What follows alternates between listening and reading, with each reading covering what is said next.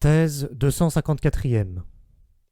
Aujourd'hui encore, la France est le siège de la civilisation européenne la plus spirituelle et la plus raffinée, et la grande école du goût. Mais il faut savoir découvrir cette France du goût. Ces représentations se tiennent bien cachées. J'admets qu'elles ne s'incarnent et vivent que dans un petit nombre d'individus qui, par surcroît, ne comptent peut-être pas parmi les plus solides.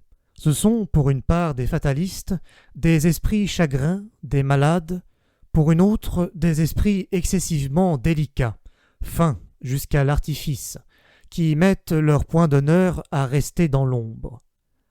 Un trait leur est commun.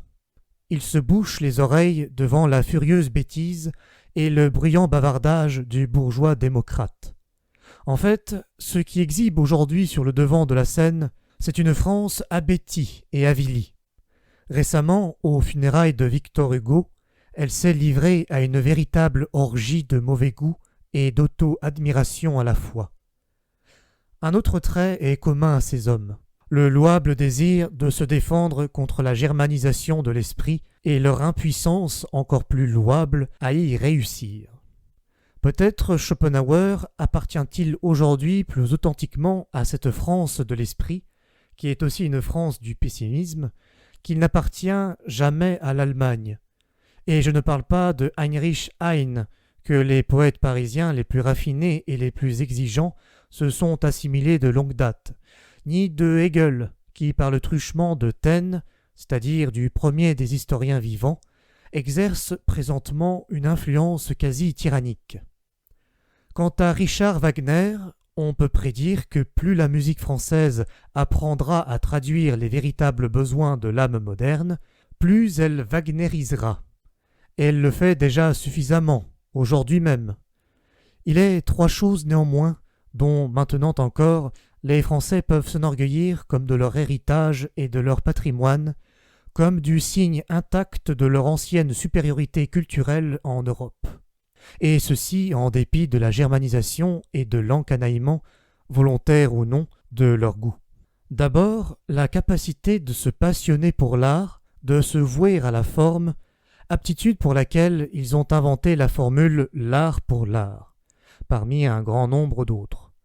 Depuis 3 siècles, cette passion ne s'est jamais éteinte en France, et grâce au respect qui inspire la minorité, n'a cessé de produire une sorte de littérature comparable à la musique de chambre, dont on cherchait en vain l'équivalent dans le reste de l'Europe. La deuxième raison sur laquelle les Français peuvent fonder leur supériorité en Europe, c'est leur vieille et diverse culture de moralistes, qui fait qu'on rencontre même chez de petits romanciers, de journaux ou n'importe quel boulevardier de Paris, une sensibilité et une curiosité psychologique dont en Allemagne, par exemple, on n'a aucune idée, ni encore moins rien d'approchant. Il manque aux Allemands quelques siècles d'analyse morale, quelques siècles d'efforts dans un domaine où, je l'ai dit, la France n'a pas ménagé les siens. Dire pour cela que les Allemands sont naïfs, c'est leur faire un éloge de ce qui n'est qu'un défaut.